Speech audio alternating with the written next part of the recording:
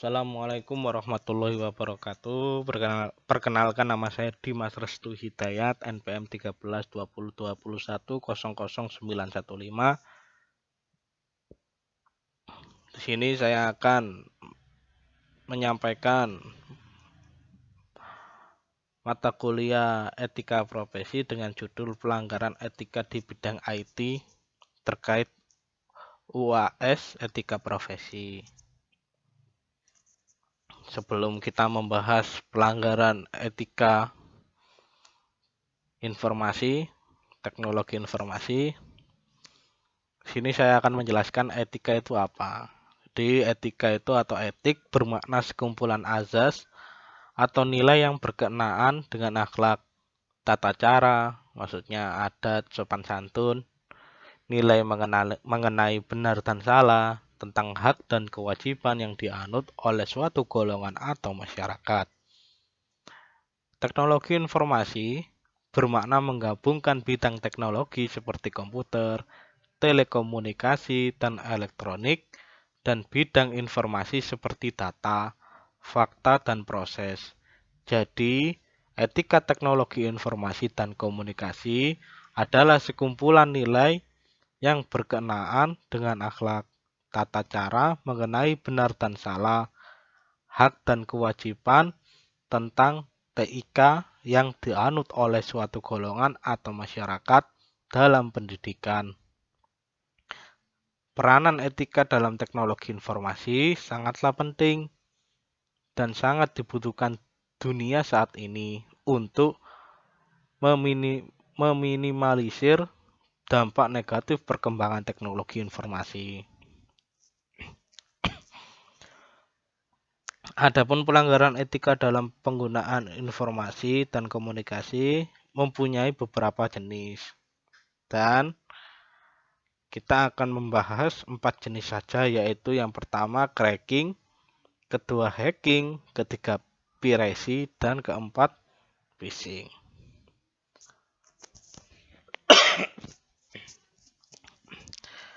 Cracking adalah salah satu aktivitas meretas sistem keamanan komputer dengan tujuan kriminal atau mendapatkan keuntungan pribadi. Kasus yang diperoleh oleh kasus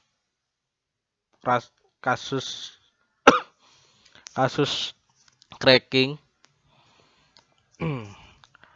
yaitu adalah seperti ini. Peretas situs KPU Jawa Barat ditangkap berusia 16 tahun. Jadi tersangka yang berinisial Zimia alias Dewi itu diketahui masih berusia 16 tahun. Kepala Subdiktorat 1 Dirtipid Cyber Komisaris Besar Polisi Dendi Kustodi mengatakan tersangka yang juga menggunakan nama alias My Name is OX ditangkap di rumahnya yaitu di Bandung, Jawa Barat 11 Juli 2018 lalu karena tersangka melakukan tindak pidana defacing atau mengubah tampilan terhadap laman KPU. Jadi si pelaku ini menggunakan keahliannya untuk merubah laman yang ada di situs KPU Jawa Barat. Dan waktu itu kondisi di Jawa Barat masih ada pemiluan. Dan ini sangat merugikan KPU karena tindakan ini sangat kriminal, merubah tanpa izin. Lalu hacking adalah tindakan menemukan titik entry yang mungkin ada dalam sistem komputer atau jaringan komputer dan hingga berhasil mengambil alih.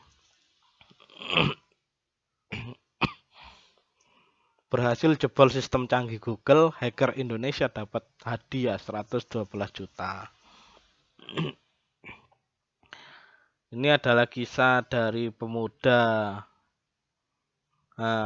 dari desa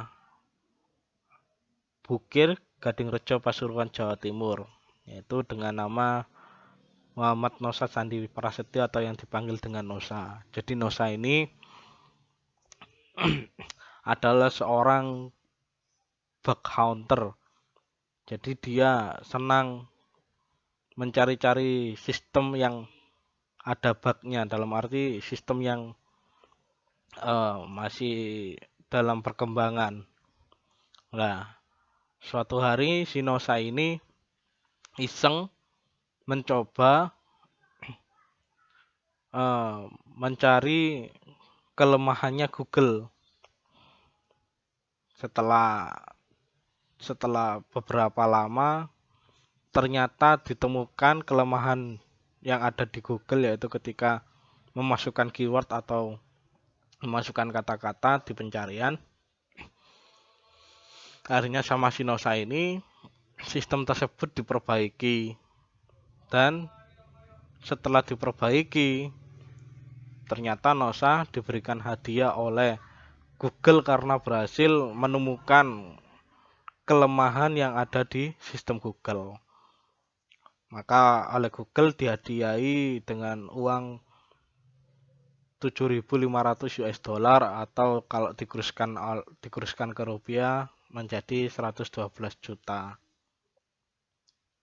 Dan itu menjadi pengalaman yang berharga bagi Nosa. Nah, di sini cracking dengan hacking itu memang sama-sama meretas. Tetapi kalau hacking ini tujuannya untuk memperbaiki, untuk hal-hal yang positif, beda dengan cracking, yaitu tujuannya untuk keuntungan diri ataupun tindakan kriminal. Lanjut. Piracy adalah bentuk perbanyakan atau pemakaian software tanpa izin atau di luar dari apa yang telah diatur oleh Undang-Undang Hak Cipta dan perjanjian lisensi, sehingga menghilangkan pendapatan perusahaan atau si pembuat. Pelaku pembajakan software raup 966 miliar. Ini adalah kisah dari seorang pria, yaitu yang atas nama Xiang Li, yang mengaku bersalah menjual piranti lunak komputer software dari AS bajakan senilai 100 juta US dollar. Nah, Xiang Li ditangkap pada Juni 2011 di Saipan dalam operasi penyamaran. Nah, jadi pelaku mencari piranti lunak yang sudah diretas di forum-forum internet sebelum mengiklankan penjualan di situs webnya dan menawarkan lebih dari 2.000 jenis piranti bajakan. Nah, program bajakan itu kemudian dikirim ke pembeli melalui Gmail. Lalu Li serta seorang tersangka kedua menarik pembayaran melalui transfer. Piranti bajakan itu dijual antara 220 US dollar hingga 1.200 US dollar per buah. Padahal harga piranti yang asli berkisaran antara ratusan dolar hingga 1 juta dolar per buah. Lanjut. Phishing. Phishing adalah upaya untuk mendapatkan informasi data seseorang dengan teknik pengelabuan. Data yang menjadi sasaran phishing adalah data pribadi seperti nama, usia, alamat, data akun, username, dan password, dan data finansial yaitu informasi kartu kredit atau rekening. Kasusnya yaitu kasus phishing Kredivo. Pengamat mengatakan pelaku memanfaatkan kebocoran data. Kejahatan cyber berupa phishing yang tengah dialami pengguna perusahaan pembiayaan digital yaitu PT Finance Indonesia alias Kredivo merupakan salah satu contoh penyalahgunaan data pribadi. Sekedar informasi, para pengguna Kredivo yang menjadi korban tersebut masuk terperangkap hacker setelah dihubungi via telepon dengan berdalih memberikan promo, bonus atau hadiah. Dengan tak lama kemudian, yang didapat para korban justru tagihan membengkak atas pembelian barang via platform dagang e-commerce contoh Bukalapak.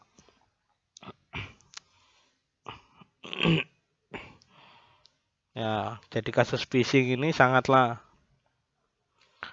merugikan bagi korban karena tanpa disadari kasus ini sangatlah merugikan karena mengais keuntungan dari si korban.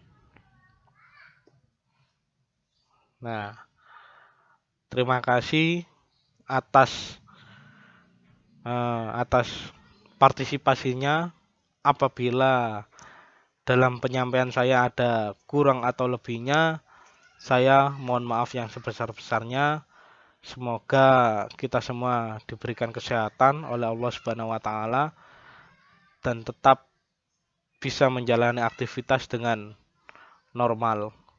Dari saya ucapkan Assalamualaikum warahmatullahi wabarakatuh.